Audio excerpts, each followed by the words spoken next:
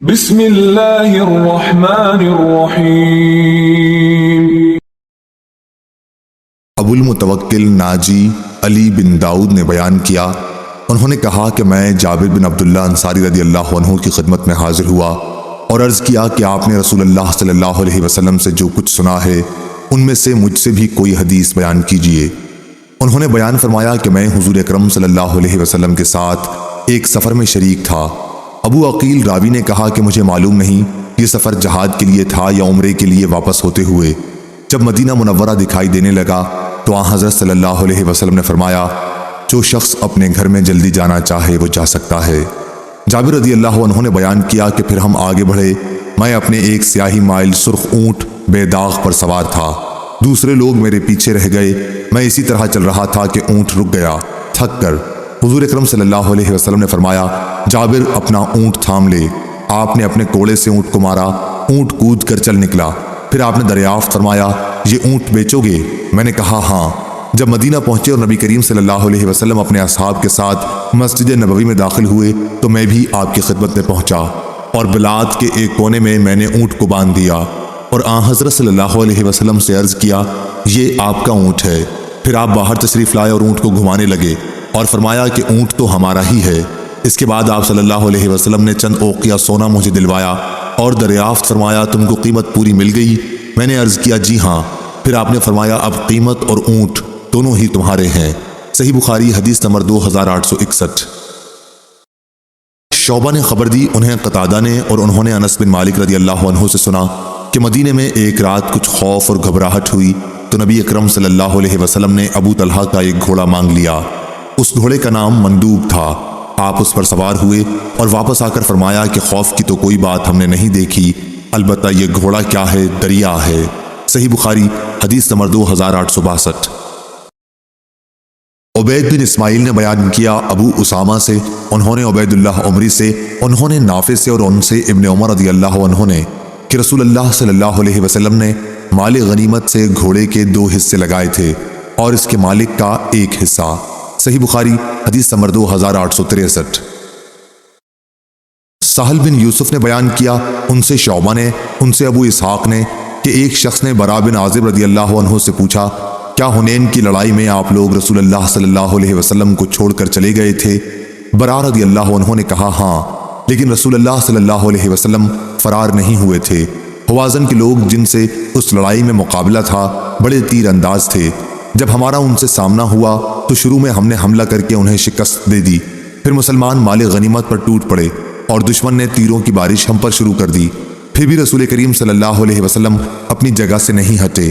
میں نے دیکھا کہ آپ اپنے سفید خچر پر سوار تھے، ابو سفیان بن حارث بن عبد المطلب رضی اللہ عنہ اس کی لگام تھامے ہوئے تھے اور آپ صلی اللہ علیہ وسلم یہ شعر فرما رہے تھے کہ میں نبی ہوں، اس میں جھوٹ کا کوئی دخل نہیں، میں عبد المطلب کی اولاد ہوں۔ صحیح بخاری حدیث نمبر 2864۔ نافع نے بیان کیا اور ان سے عبداللہ بن عمر رضی اللہ عنہ نے بیان کیا کہ نبی کریم صلی اللہ علیہ وسلم نے جب اپنا پائے مبارک غرض رکاب میں ڈالا اور اونٹنی آپ کو لے کر سیدھی اٹھ گئی تو آپ نے مسجد ذوالحلیفہ کے پاس لبیک کہا، احرام باندھا۔ صحیح بخاری حدیث نمبر 2865۔ حماد بن زید نے بیان کیا، ان سے ثابت نے اور ان سے انس بن مالک رضی اللہ عنہ نے کہ نبی کریم صلی اللہ علیہ وسلم گھوڑے کی ننگی پیٹھ پر جس پر زین نہیں تھی سوار ہو کر صحابہ سے آگے نکل گئے تھے۔ حضور صلی اللہ علیہ وسلم کی گردن مبارک میں تلوار لٹک رہی تھی۔ صحیح بخاری حدیث نمبر 2866۔ سعید نے بیان کیا، ان سے قتادہ رضی اللہ عنہ نے اور ان سے انس بن مالک رضی اللہ عنہ نے کہ ایک مرتبہ رات میں اہل مدینہ کو دشمن کا خطرہ ہوا تو نبی کریم صلی اللہ علیہ وسلم ابو طلحہ رضی اللہ عنہ کے ایک گھوڑے مندوب پر سوار ہوئے۔ گھوڑا سست رفتار تھا، یا راوی نے یوں کہا کہ اس کی رفتار میں سستی تھی۔ پھر جب آپ صلی اللہ علیہ وسلم واپس ہوئے تو فرمایا کہ ہم نے تو تمہارے اس گھوڑے کو دریا پایا، یہ بڑا ہی تیز رفتار ہے، چنانچہ اس کے بعد کوئی گھوڑا اس سے آگے نہیں نکل سکتا تھا۔ صحیح بخاری حدیث نمبر 2867۔ سفیان سوری نے بیان کیا، ان سے عبید اللہ نے، ان سے نافع نے اور ان سے ابن عمر رضی اللہ عنہ نے بیان کیا کہ نبی کریم صلی اللہ علیہ وسلم نے تیار کیے ہوئے گھوڑوں کی دوڑ مقام حفیہ سے سنیۃ الوداع تک کرائی تھی، اور جو گھوڑے تیار نہیں کیے گئے تھے ان کی دوڑ سنیت الوداع سے مسجد زریق تک کرائی تھی۔ ابن عمر رضی اللہ عنہ نے بیان کیا کہ گھوڑ دوڑ میں شریک ہونے والوں میں بھی تھا۔ عبداللہ نے بیان کیا کہ ہم سے سفیان نے بیان کیا، کہا مجھ سے عبید اللہ نے بیان کیا، ان سے سفیان سوری نے بیان کیا کہ حفیہ سے سنیت الوداع تک 5 میل کا فاصلہ ہے اور سنیت الوداع سے مسجد بنی زریق صرف 1 میل کے فاصلے پر ہے۔ صحیح بخاری حدیث نمبر 2868۔ لیث نے بیان کیا ان سے نافع نے اور ان سے عبداللہ رضی اللہ عنہ نے کہ نبی کریم صلی اللہ علیہ وسلم نے ان گھوڑوں کی دوڑ کرائی تھی جنہیں تیار نہیں کیا گیا تھا، اور دوڑ کی حد سنیت الوداع سے مسجد بنی زریق تک رکھی تھی، اور عبداللہ بن عمر رضی اللہ عنہ نے بھی اس میں شرکت کی تھی۔ ابو عبداللہ نے کہا کہ امد حدیث میں حد اور انتہا کے معنی میں ہے، قرآن مجید میں ہے فطال علیہم الامد جو اس معنی میں ہے۔ صحیح بخاری حدیث نمبر 2869۔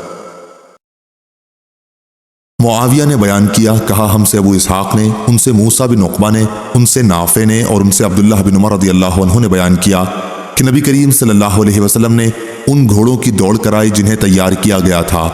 یہ دوڑ مقام حفیہ سے شروع کرائی اور سنیت الوداع اس کی آخری حد تھی۔ ابو اسحاق راوی نے بیان کیا کہ میں نے ابو موسیٰ سے پوچھا اس کا فاصلہ کتنا تھا، تو انہوں نے بتایا کہ 6 یا 7 میل، اور آن حضرت صلی اللہ علیہ وسلم نے ان گھوڑوں کی بھی دوڑ کرائی جنہیں تیار نہیں کیا گیا تھا۔ ایسے گھوڑوں کی دوڑ سنیت الوداع سے شروع ہوئی اور حد مسجد بنی زریق تھی۔